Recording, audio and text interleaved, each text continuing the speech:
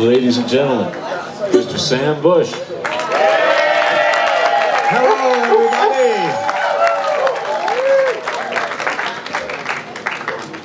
Hello, I would do my Jack Buck impersonation, but I got to sing later. Thank you.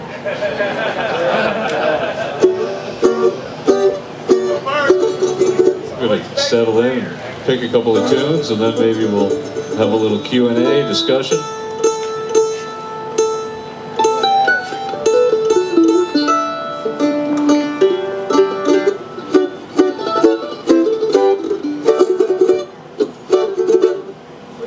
I'm thinking it's such a pretty mellow Sunday afternoon that a nice Angeline the Baker is kind of a pleasant way to kick things off.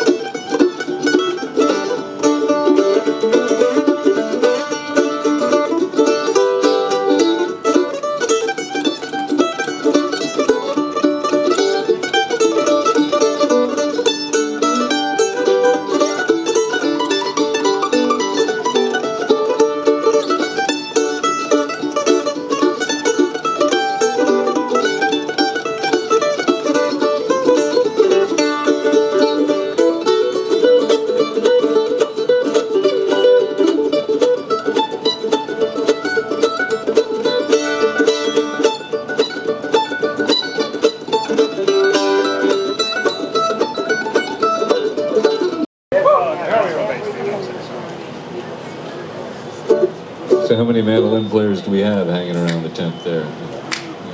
A brace of them, very good.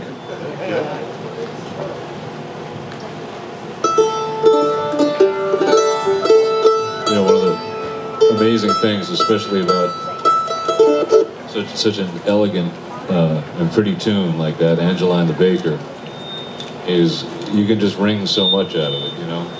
We were trying to be a little restrained there. But, you know, a simple structure of a melody and a couple of chords like that, there's just endless possibilities to play around with. And something about fiddle tunes and kind of the common vocabulary that, you know, we all learn and grow with sort of transcends everybody's background and everybody's playing style. And it's a wonderful thing to be able to kind of just link up and mind meld with somebody. I don't think we've ever played that tune together, you and I. Nope. Well, I know I started, when I started playing mandolin, my father was an incredible fan of fiddle music. And he played the fiddle some way. He was a farmer, but he played the fiddle and a little bit of mandolin. And actually, my dad always said if it wasn't for his friend Wayne that that my dad would be the worst fiddle player in the world. So he said, Wayne, I hope you don't never die, because as long as you're alive, I ain't the worst fiddler.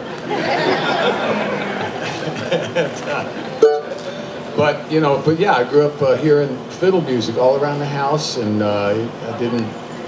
When you're a kid, you don't think that much about it, but it was a very, it piqued my interest, and it was a fortunate way to get to grow up. Plus, I grew up close to Nashville, 60 miles north of Nashville in Kentucky. So we got Nashville television. So I had the advantage, and I thought everyone did, to get to see Bill Monroe on TV. But throughout my life, I got to see Bill Monroe on TV, and Jim and Jesse, great Jesse McReynolds on the mandolin, the Osborne brothers, Bob Osborne on the mandolin, and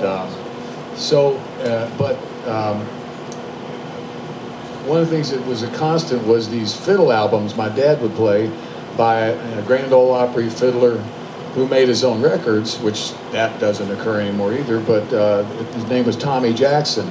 So Tommy Jackson was kind of the guy that wrote the book on how a lot of Southerners play fiddle tunes in the 60s especially.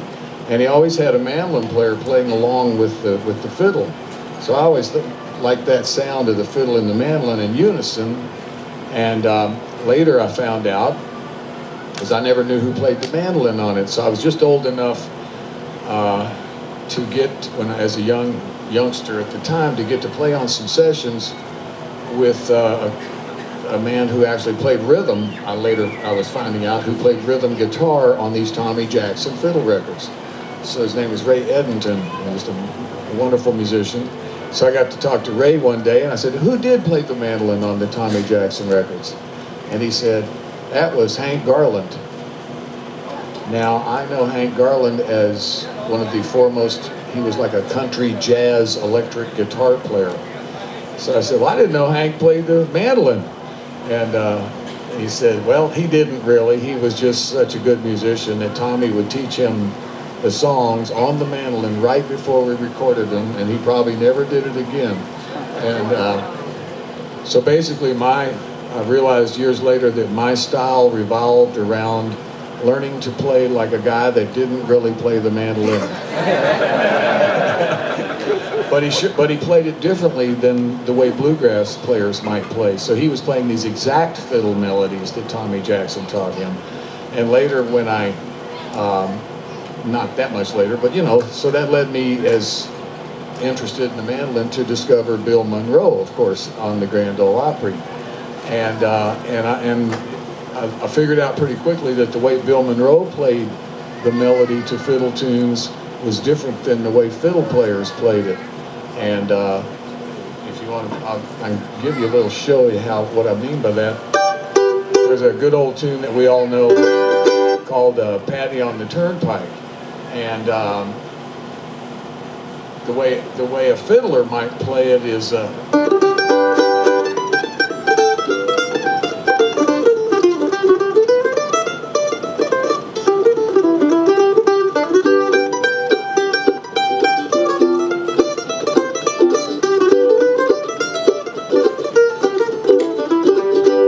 Bill Monroe might play that. It sounds more like this.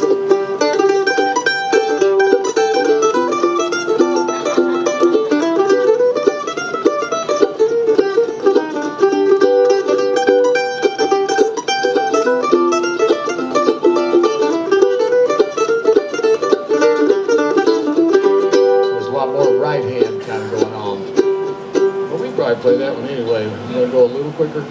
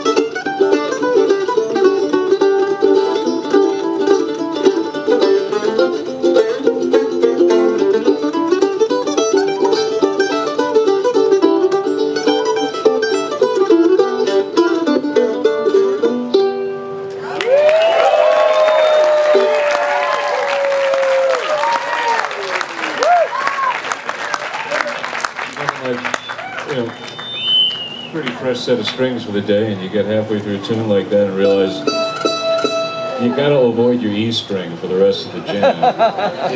It went into the Maggie May tuning. Yes, yes. It was a great exercise unto itself. It's all of a sudden, well, I can't go near that string as much as I'd like to right now, so I'll just have to find the notes someplace else. And he did. Yeah, and that's the great thing about, you know, the way fiddle tunes progress, for instance, as time goes by, in that we are not reading music, so we're not following closely, you know, things that have always been played before us. But, you know, the first thing you want to do is learn that melody, to have that melody to refer to in your brain. But as you heard, then we can go off and vary the melody as we did. And I can't play Patty on the Turnpike without thinking of Vassar Clements, who had this unique thing that he did in it. I just made an attempt to do it, but Vassar's was...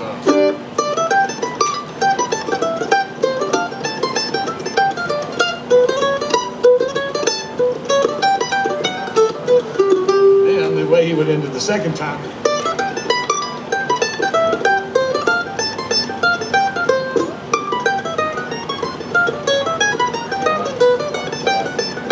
And only Vassar Clements would come over that. Wonderful chromatics that we mentioned. So, but that's the cool thing about, you know, the fiddle tunes and the way that they're handed down, because it is open to your interpretation, and that's one of the most interesting parts of music for me. Yeah, that tune, you know, like a lot of these fiddle tunes, they go way, way back to Ireland, Scotland. I think the Irish version is more of a minor.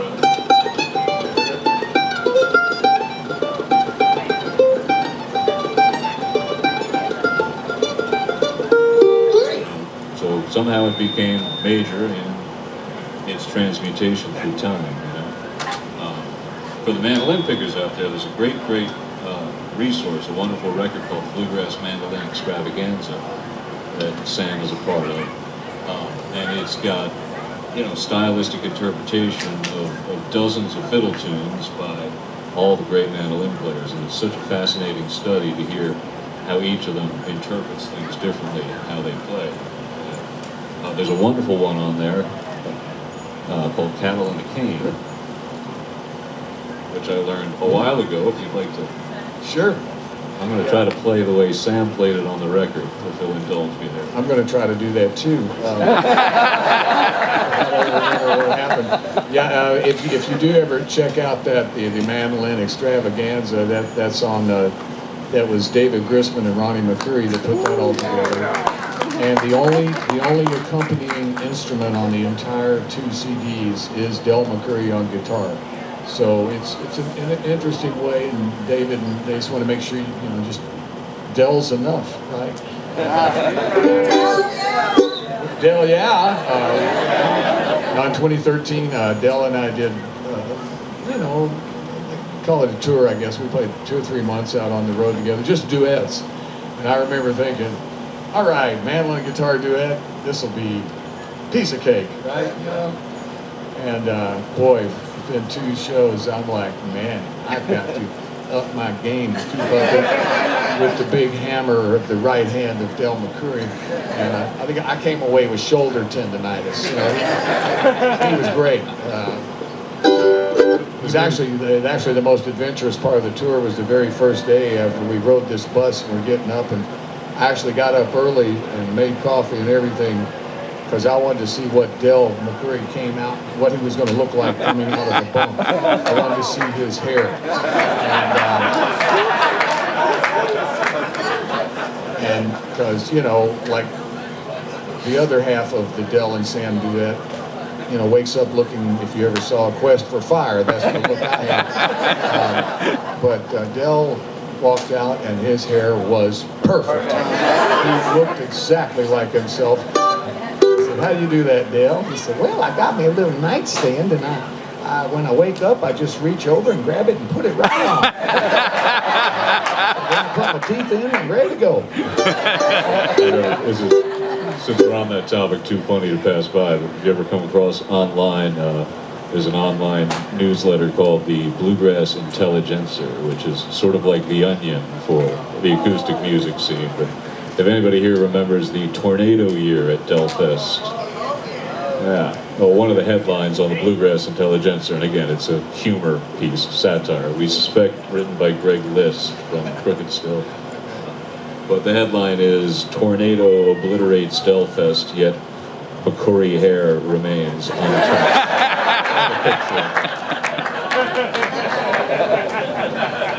Yeah, Stephen Moja and I actually, we got stuck on stage holding 11 instruments that we knew if we let go of, we'd never play them again. And, Wow. we didn't let it get... That was quite a year.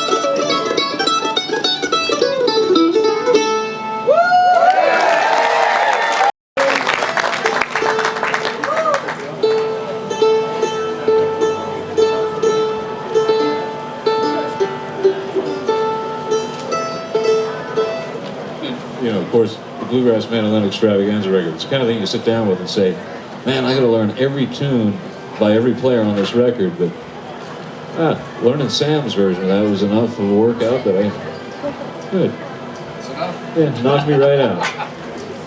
But there's a treasure of melodic ideas within that, the way that he plays it. And where I learned the tune was from a Texas fiddle player. His name's Jim Chancellor, but he goes by Texas Shorty. So if you're looking for really wonderful fiddle tune, versions of numbers, check out Texas Shorty. He played them a little faster too than some of the way the Texas fiddlers play. But God, hadn't it been a great baseball season so far? I just couldn't help myself. Some places in the country you can't talk about the Cardinals, but didn't stop me from wearing one at in Chicago. Yes, sir. The Do question? you think the starting rotation has the strength to propel us farther into the playoffs? Absolutely. Since they got Montgomery, absolutely. Do you think Waino is in the wild card game or in the wild card series, or do you think they're going to put him like a... Who leads us off? Don't worry about Waino. I've been playing with a dead right arm for 10 years. Oh, wait, I don't have to throw a baseball. Right, buddy? Sorry, I didn't mean to bring that baseball thing up. But, Go Redbird! there you go. It's an exciting time of year.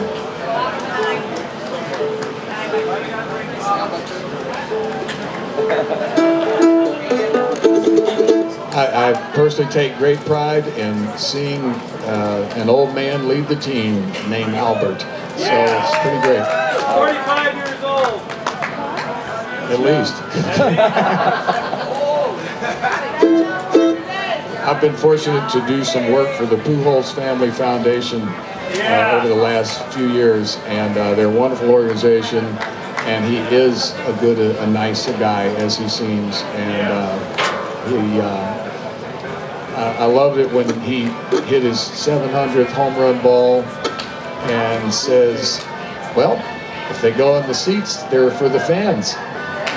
If they want it, it's theirs. And if they can, and he actually said, if they can buy a house with it, I think that's great. Good for him.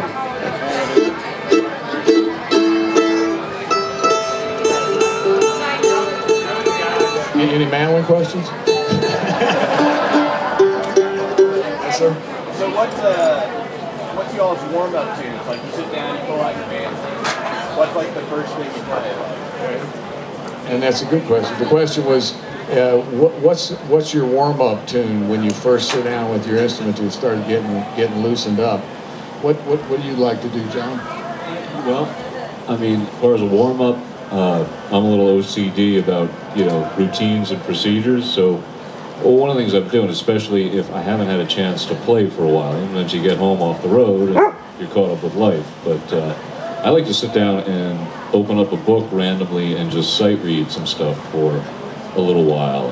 A while ago, somebody gave me a wonderful collection of Irish fiddle tunes called the King Street Session Book, and it's almost as thick as a phone book. It's kind of like the O'Neill's book from years ago of just 1,000+ fiddle tunes. So, I enjoy reading in the process of it, and also it's kind of keep the sight reading chops going, but also I'll sit down and play these things slowly enough that I can read them and nail them, and I'm kind of not thinking about, okay, are my fingers working right, am I playing okay? I'm just in a space of, I'm going to read this and enjoy it and get warmed up and get in touch with things. So I'll open, page of this book up, set a metronome to slow tempo, and in the Irish way, play each of these tunes 3 times. If I make a mistake, I don't stop, I just keep going.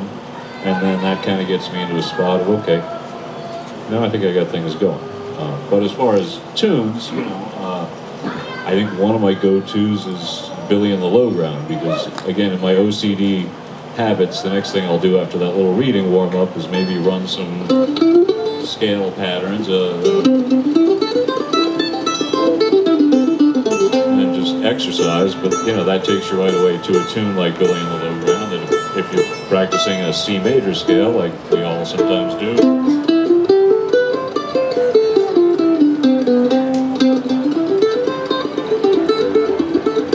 half the tune doing a low round is just a scale run.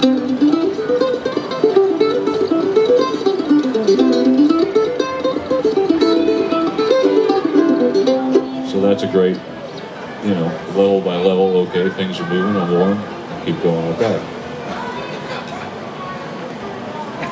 I got nothing. No, I mean, well, for me, it's a matter of, I don't have any one routine, and that's, I guess that shows. But before we play a job, or before we, you know, about to go on stage, I kind of start working on my right hand the most, and just kind of start slowish and let. And as it gets, you know, gets a little better time.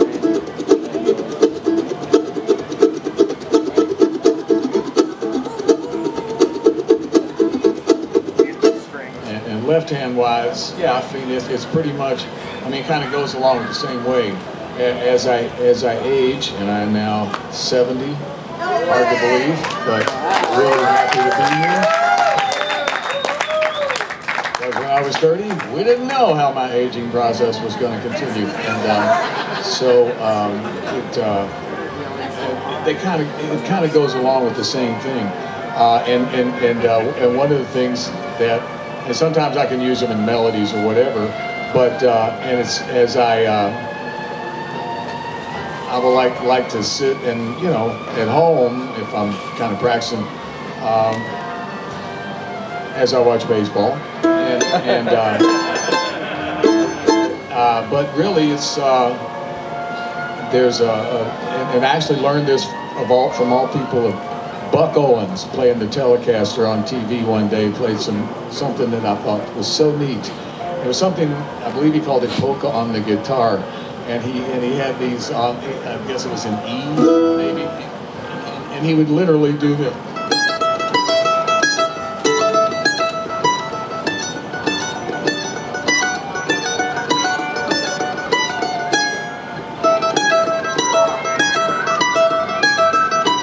So what I'm doing, one, I'm practicing pull-offs,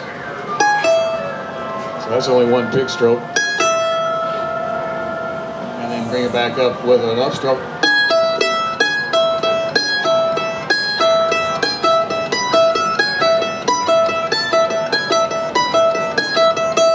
That's not what I'd call great music, but it's really good callus builder. You can literally see little pieces of flesh fly off.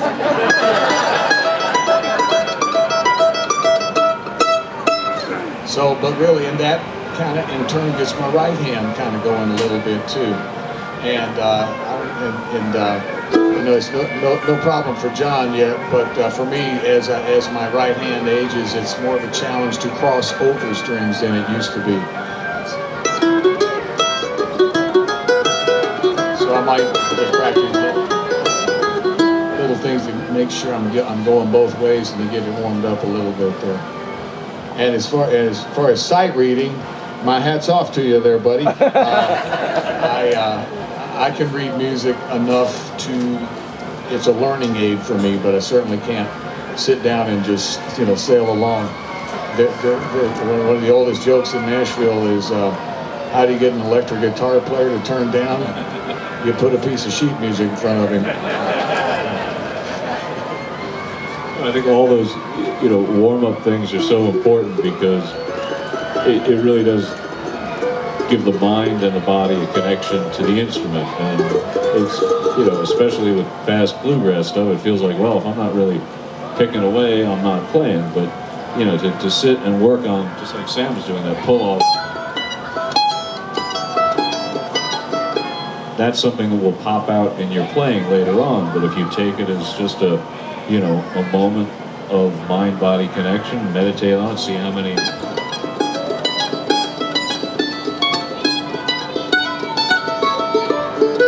things you can find to do with it, sooner or later in a solo, it's going to jump out at you without thinking, you know.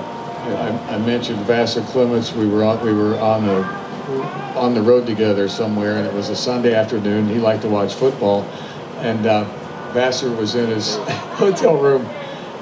This was amazing. The door wasn't locked, so I just kind of came on in, and Vassar was watching the football, and between plays, as they huddle up, he'd be playing long notes, on his fiddle, and when the ball was snapped, he would go. And when the play ended, he would literally be playing a soundtrack. I'm not that advanced. I'm just playing. I'm just watching. I've seen him do the soundtrack to a football game before. That would be an amazing thing to witness here. It was more amazing to hear. Do a Vassar tune and a Lonesome Fiddle? Sure.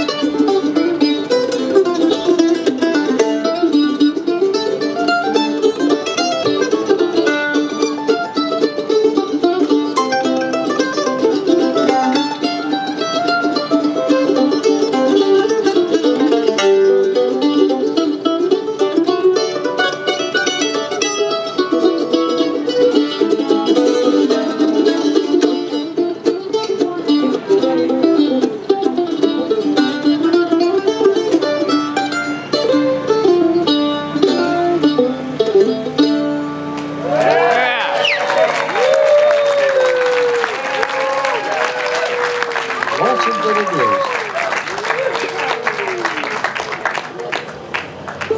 It's just way too much fun. I think we could just keep going all day here, but Sam's got to get to the stage. Question? Yes, sir. We got a question? Funny stories or interactions you had with John Hartford or any advice you I was going to ask that. Do I have any funny stories on John Hartford? How long you got?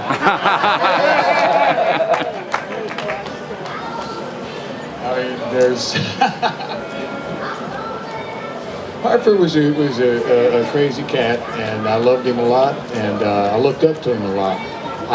Because I grew up close to Nashville, I got to see John Hartford probably the first time on TV in about 1966 or 7. And I was wondering how come a guy was singing didn't play guitar. That he played, he could keep his roll going on his 5-string banjo, and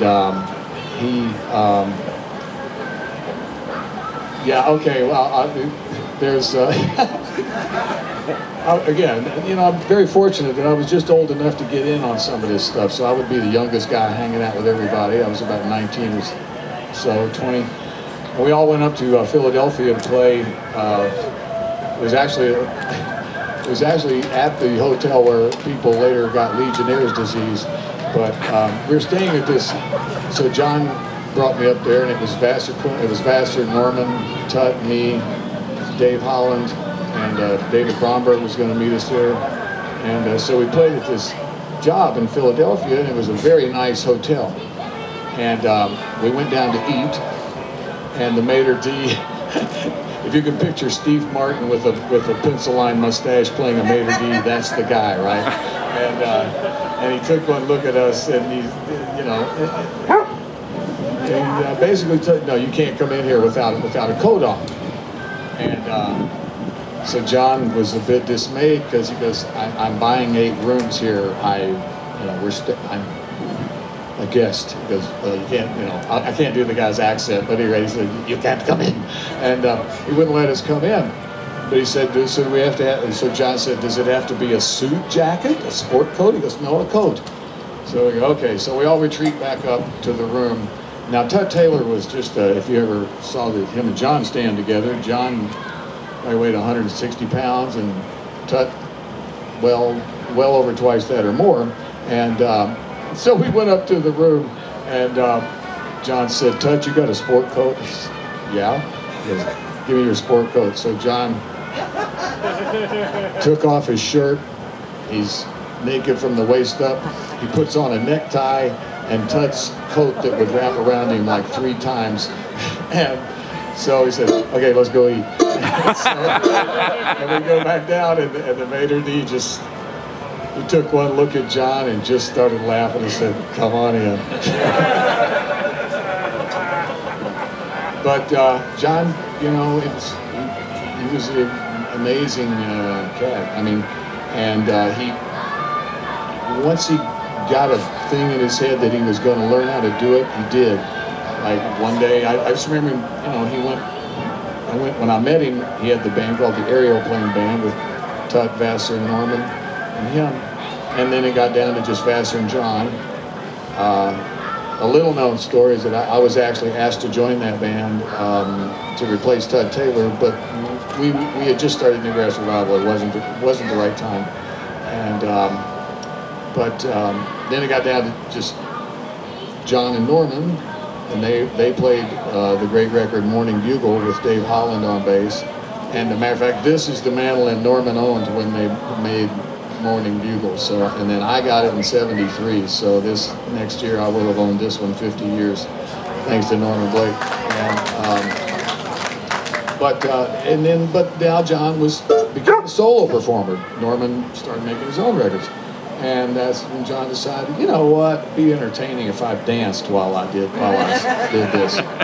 Oh, okay. And so, by golly, he decided, and he did. So he learned to dance while he played, and then he decided, you know what, I'm going to get the audience singing along on everything that they, and so he did that. And so he went from really being a kind of a stand there, just play and sing guy to a very outgoing entertainer that by himself could entertain thousands of people. Just him. And then Or like if you've ever seen some of his handwriting on any of these album jackets or anything, all of a sudden one day he just decided, I'm going to learn how to do great calligraphy. And he did. And he told me it was like, oh yeah, it's real easy. You just like, you get in rhythm. It's like rhythm of music. And I went, yeah, right. Well, for you it is that way. And same way, John, he decided once that he didn't know how to read music and he was going to learn to read music. So he learned to read music, and then he started writing hundreds of fiddle tunes just by writing them out in musical notation before he ever tried them on the fiddle. So he was pretty, oh yeah, and he became a steamboat captain. And in order to be a steamboat captain, you have to, one of your tests is you pretty much got to know every mile of the Mississippi River. I mean, it's a test. You can't make 90. You got to make 100. And John did that, you know. And I will, funny, now I have to do a shameless plug because on November 11th, I finally have another record coming out, and it's John Hartford songs. Just saw that online yesterday when I took it up, so very excited about that. It's going to be a brilliant record. And Hartford, when you talk about him learning to write, he was collecting traditional American fiddle tunes too, if I understand correctly. I mean, you know better. I believe he was, you know, like many people have done before, he was cruising around finding the old-time traditional musicians and preserving this music by writing it down. Absolutely. And one of the tunes I had to record, because I played and sang on the original version of Granny, Won't You Smoke Some Marijuana? So I did that, and he told me, he said, yeah, I took that from the old fiddle tune, Polly, Won't You Drink Some Good Old Cider? Oh, okay. What a way with words he had too, because I don't think there's maybe a couple of days that go by that I don't think about the line from that song. I used to get high and listen to the Beatles. Ain't as much fun now that it's legal. He wrote that in '76. Are you going to be at the John Harper Memorial Festival next year? Unknown. They haven't reached out yet. You should be with your new album. I really should. That's not always, you know, it's not always the musician's call. It's the good people that run, for instance, today. You know, we got a great host band here that includes us and recommends that we get the come. That's really how a lot of that works. I think Stam's got a set coming up, not too long, so maybe we ought to pick another one unless anybody else has a couple of questions. Or Kind of remedial question. I'm just learning how to play the mandolin myself, and I wanted to get your opinion, or both of your opinions, on the difference between an F style and an A style. I know most professional musicians like yourself play the F, and Tim O'Brien's about the only person I can think of that plays an A with any regularity. I was just kind of wondering what your opinion was between the two. Well, the question was what our opinion would be the difference between an A model or an F model. These would be the F models with the points in the scroll. Take those off and you got an A model. But the A model is what you may refer to as the more of your traditional pear-shaped mandolin. And honestly, I think it's a matter of personal preference. I played an A model for years before I traded it in on this one, and it was a very good one that the great Randy Wood had revoiced and everything. I think many of the A models, of course, if you find that a round hole mandolin is more to your liking. Now, those of us that like to chop rhythm, I mean, let's face it, the reason everybody wanted to, when I was a kid at least, wanted to play a Bill Monroe style mandolin, because Bill Monroe played a Gibson F5. And that's one of the main reasons, I think, if not the reason, that people wanted to play a Gibson F5, because that's what Bill played. And then before you know it, you're seeing all the other bluegrassers using those too. But these like John and I are holding, the F5 style instrument, the neck is a little longer where it joins the body, so you have more access to the fretboard perhaps. But it's really kind of a matter of preference because you have such good builders now that, you know, Gibson is not the only people that can make a decent mandolin. There's some very fine builders, and so because you have A models that sound as good as these.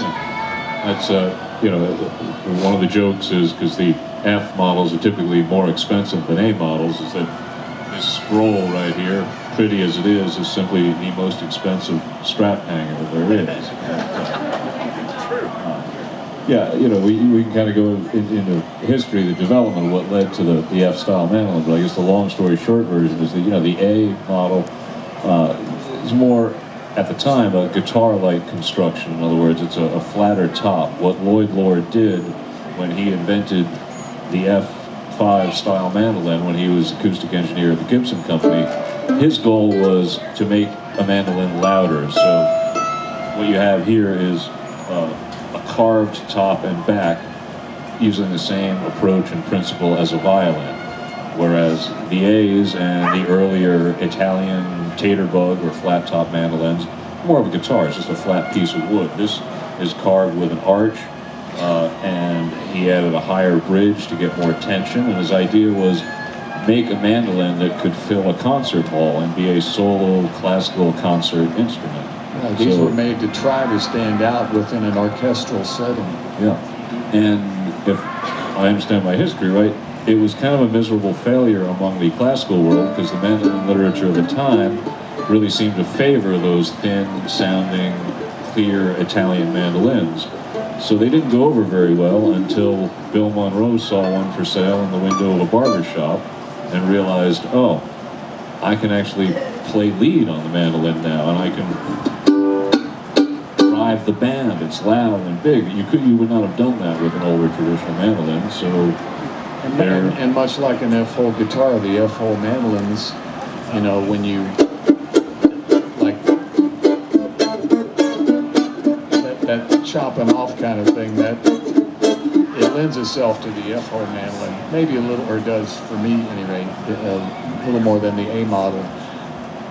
Now that being said, if you ever heard Andy Statman and saw him play a little small Gibson round hole A model, sounded just as mighty as any other mandolin on the face of the earth to me when Andy plays it. So it's just one which agrees with you. I think also, now the one thing I do like about this body style is when I stand up and play, kind of might tend to rock back and forth less on my body, because the scroll is actually hitting it and sort of keeping it there.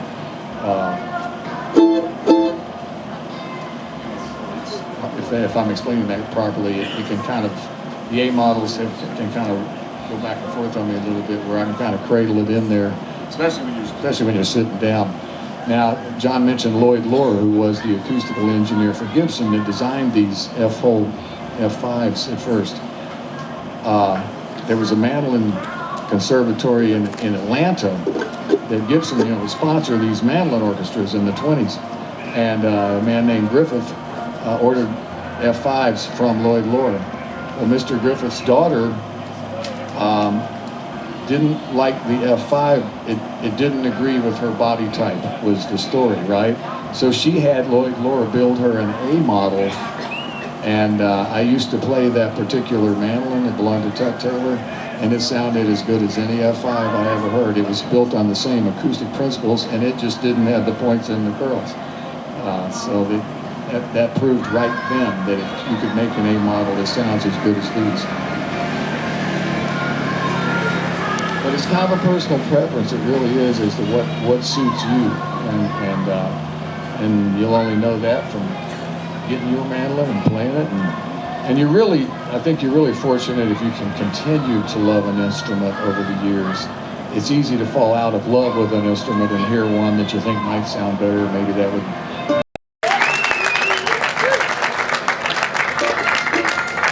Who's this Phil Hoffman guy I hear about? I couldn't hear you say. Who's this Paul Hoffman guy I hear about?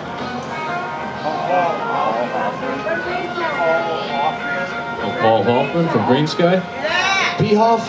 What was the question? Like him?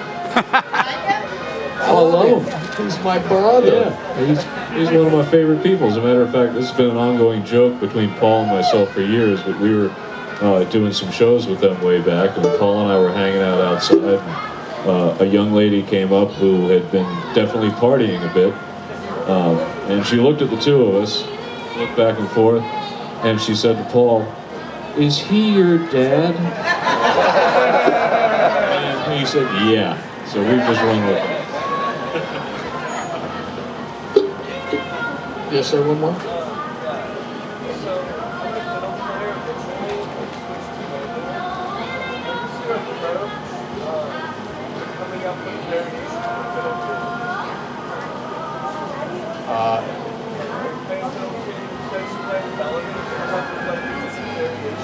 Okay, so you're talking, the question was how can varying a melody in the fiddle, within the fiddle tune.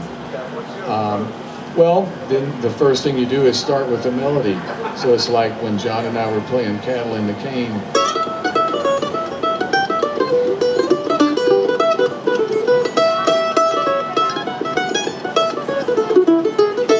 So now maybe you can vary that melody just a little bit, but keep it where you know what the tune is.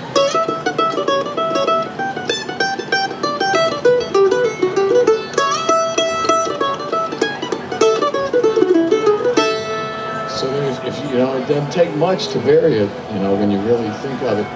But if you, as you're varying the melody, refer to it sometimes so you don't totally go away. Say if you're playing the old fiddle tune, Ragtime Annie.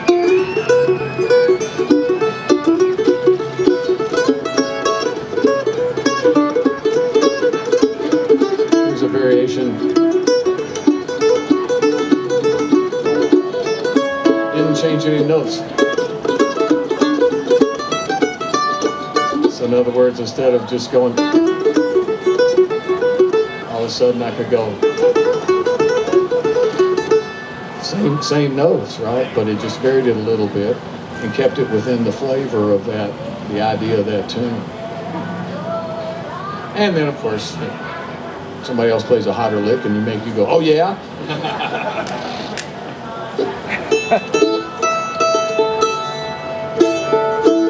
The one thing I did learn from Doc Watson a long time ago is that it doesn't matter how hot you play or how much you know. If you're not playing for that song, you're making a mistake. I mean, they have, fancy licks and fast licks. They have their place, of course, and when you're improvising, go for it. But when you're trying to play a slow, pretty tune, I've learned the hard way.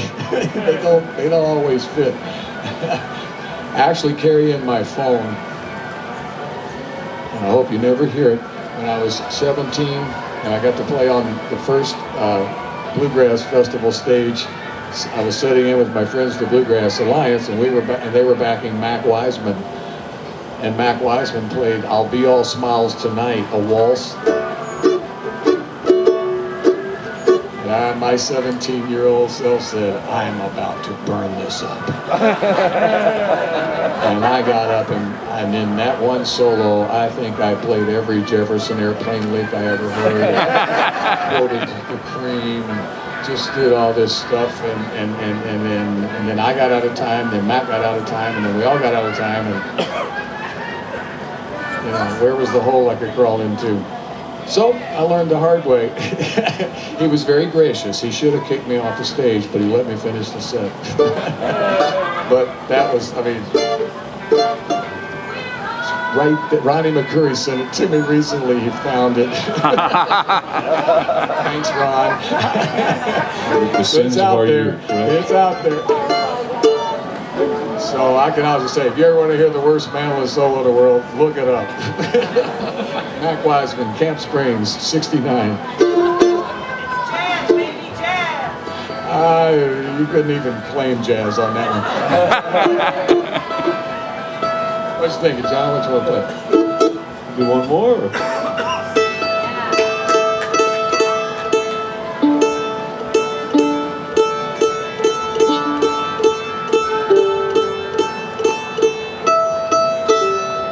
And us mandolin players aren't obsessed with tuning, we're just obsessed with being in tune. Whoever invented these double strings,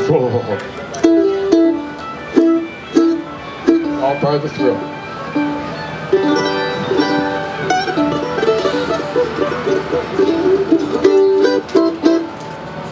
John, you said Billy and Lowground. You want to play that one?